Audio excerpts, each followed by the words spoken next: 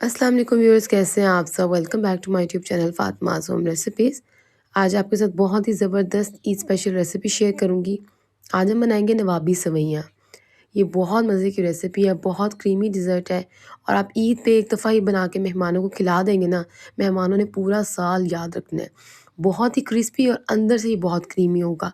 बहुत yummy recipe है, ज़रूर आपने इसे इस ईद पे ट्राई करना है। तो ये बहुत ही टेस्टी है, देखने में जितनी मज़े की लग रही है ना, खाने में उससे ज़्यादा मज़े की है। इस रेसिपी को आपने इस ईद पर मिस नहीं करना, ज़रूर बनाना है और सबके साथ जो है ना वो इसकी जो रेसिपी है वो शेयर भी करनी है और सबको एन्जॉय कराना है। तो बस रेसिपी जो है ना बनाना स्टार्ट करते हैं। इसके लिए सबसे पहले मैंने सेवइयाँ ले ली हैं, बारीक वाली जो आम नॉर्मल सेवइयाँ होती हैं। तो मैंने यहाँ पे इसका 1.5 पैकेट लिया है। आप चाहें तो पूरे 2 पैकेट भी ले सकते हैं और इनको हमने थोड़ा-सा तोड़ लेना है और एक बर्तन में निकालते जाना है। अच्छा, सबसे जो है ना इसका मेन स्टेप ये है कि हमने सेवइयों को रेडी किस तरीके से करना है। इसमें 2 स्टेप्स होंगे, सेवइयाँ रेडी करेंगे और कस्टर्ड रेडी करेंगे। तो यहाँ पे मैंने सेवइयाँ ले ली हैं 1.5 पैकेट और अब हमने इनको क्रश करना है। हाथ से तो इस तरीके से क्रश नहीं होंगी, तो हमने एक चॉपर का इस्तेमाल करना है और इसके अंदर क्रश कर लेना है। मेरे पास चॉपर छोटे साइज़ का है, मैं इसे 2 बार में कर लूँगी। आपके पास बड़ा हो तो आप इसे एक ही बार में कर सकते हैं। तो इस तरह से चॉप कर लेंगे ना, ये बड़ी फाइन सी बारीक सी हो जाएँगी और हमें इसी तरह की चाहिए होंगी। यहाँ पे हमने सेवइयाँ पीस ली हैं और इसको चेक करते हैं कितनी बारीक हो चुकी हैं। ये देखिए, हमें इस तरह की बारीक बिल्कुल सेवइयाँ चाहिए। तो इस तरीके से हमने बाकी भी कर लेनी है और फिर हमने इनको जो है ना वो बर्तन में निकाल लेना है।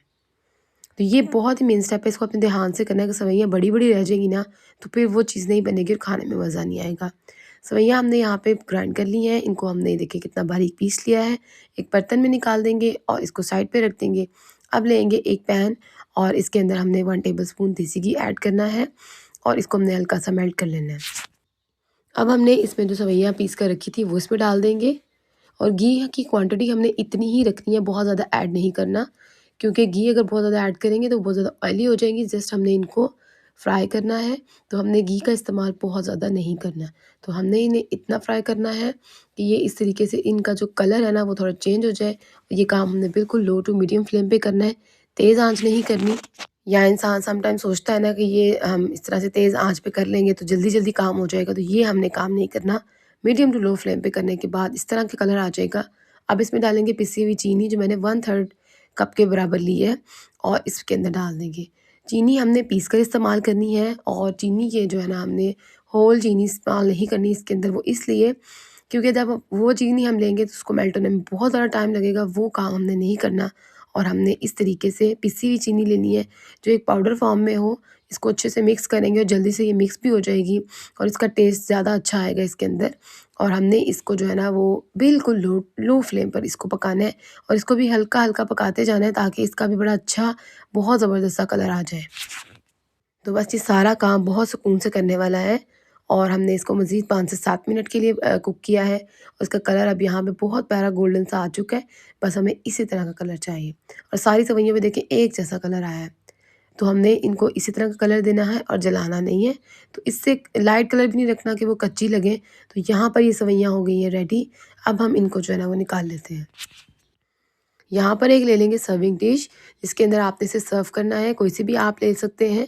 मैंने यहाँ पे इस तरह से राउंड वाली ली है और इसके अंदर अब हमने ये आधी सेवइयाँ डाल देनी है और आधी सेवइयाँ हम बचा लेंगे जो हमने ऊपर से सर्व करनी है। इनको थोड़ा-सा प्लेन करेंगे और किसी चीज़ के साथ इसको हमने अच्छा सा टैप करते जाना है और इसको अच्छा सा प्रेस कर लेना है। तो ये स्टेप करने से सेवइयाँ एक प्लेन शेप में आ जाएँगी और जब हम इसके ऊपर कस्टर्ड पोर करेंगे तो वो बड़ा ज़बरदस्त सा पोर हो जाएगा।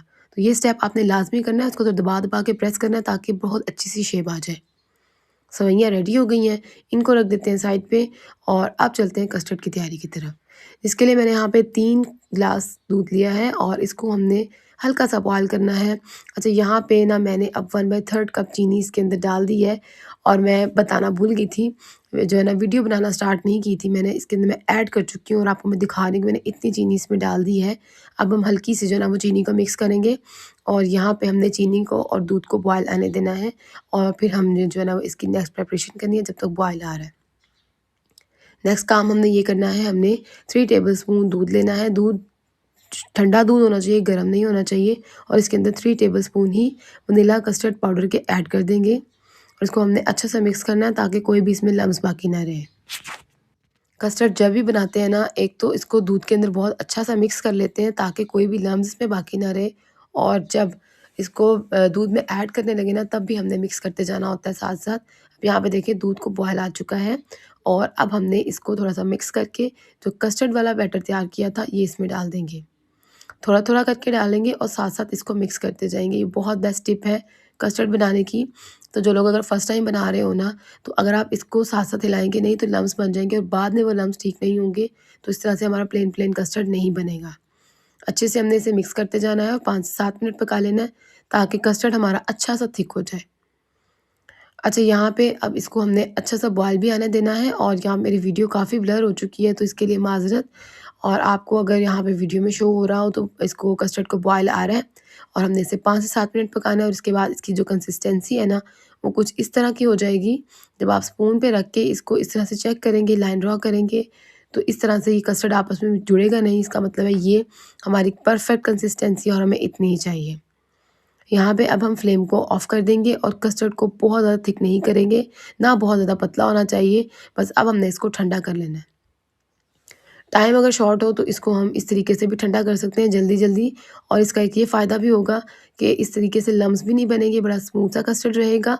और अगर आपके पास इस तरीके का ये करने का टाइम नहीं हो, आप इसको थोड़ी देर रेस्ट भी दे सकते हैं। उसके बाद अगर आप इसको बीट करें तो भी अच्छे से बीट हो जाता है। मैंने यहाँ पे पानी डाल के रखा हुआ है, और तकरीबन 5 से 7 मिनट लगे थे, और ये अच्छे से ना ठंडा हो चुका था। अब इसको रखेंगे पानी को साइड पे, और अब यहाँ पे बिल्कुल रूम टेम्परेचर पे आ चुका है, गरम नहीं है। अब हमने यहाँ पे इस स्टेज पे हाफ़ कप क्रीम ऐड करनी है इसमें। क्रीम भी ठंडी होनी चाहिए, कस्टर्ड भी ठंडा होना चाहिए। दोनों में से एक भी चीज़ इसमें गरम होगी तो यहाँ पे ये कस्टर्ड फट जाएगा। तो ये आपने टिप ज़रूर फ़ॉलो करनी है, दोनों चीज़ें ठंडी होनी चाहिए। अच्छा सा मिक्स करेंगे इसको, और बहुत ज़बरदस्त क्रीमी सा हमारा ये जो कस्टर्ड है ना, ये रेडी हो चुका है। आप चाहें तो इसकी कंसिस्टेंसी इससे थिक भी रख सकते हैं, वरना मैंने इसको थोड़ा-सा इस तरीके से ही रखा था। अब इसके ऊपर सवइयों के ऊपर हमने इसको पोर कर देना है, जो हमने अभी रेडी करके रखी थी, और ये हमने आहिस्ता-आहिस्ता करके सारा ही इनके ऊपर डाल देना है। और यहाँ पे एक हल्की सी टिप भी दूँगी आपको कि अगर कस्टर्ड थोड़ा-सा आपका थिक हो ना, तो ये बिल्कुल एक प्लेन सा कस्टर्ड आएगा, लेकिन इस तरीके से भी ये बहुत ज़बरदस्त लग रहा था, और क्रीमी सा इसका टेक्सचर बन गया था। थोड़ी देर मैंने इसे फ्रिज में रखा था, मज़ीद ये सेट हो गया था आधे घंटे के लिए, और उसके बाद अब यहाँ पे बाकी जो सेवइयाँ हमने रखी हुई थी वो इसके ऊपर डाल देंगे। तो ये देखिए देखने में कितनी यम्मी और मज़े की लग रही है, और इसकी जो ऊपर और नीचे वाली लेयर होगी ना, वो बहुत क्रिस्पी होगी, और अंदर से ये कस्टर्ड बहुत क्रीमी होगा। तो सारी सेवइयाँ इसके ऊपर डालने के बाद थोड़ा बादाम और पिस्ते से गार्निश कर देंगे। अगर आपको कोई और ड्राई फ्रूट पसंद हो, आप वो भी इसमें ऐड कर सकते हैं, और अब इसको सर्व करेंगे। लेकिन सर्व आपने इसको ठंडा करके करना है। उफ़! आप इसको चेक करें, माशाल्लाह ये कितना यम्मी लग रहा है देखने में। और आपने मेहमानों को ये ट्राई करवाना है, तो उन्होंने आपको बहुत ही जो है ना, वो मैं क्या कहूँ, मज़ा आ जाना उनको जब वो एक दफ़ा ये रेसिपी जो है ना वो ट्राई कर लेंगे। बहुत ही मज़े की है, सेवइयाँ बहुत क्रिस्पी हैं, कस्टर्ड क्रीमी सा है। ज़रूर इस रेसिपी को आपने इस ईद पर ट्राई करना है, और जल्दी-जल्दी शेयर भी कर दें अपने दोस्तों के साथ, ताकि वो भी इस ईद पे इस रेसिपी को ट्राई करें। अच्छी लगी हो रेसिपी तो ज़रूर लाइक करें, चैनल पर न्यू सब्सक्राइब कर दें। मिलते हैं नेक्स्ट रेसिपी में। अपना बहुत सारा ख्याल रखिएगा, दुआ में याद रखिएगा। अल्लाह हाफ़िज़।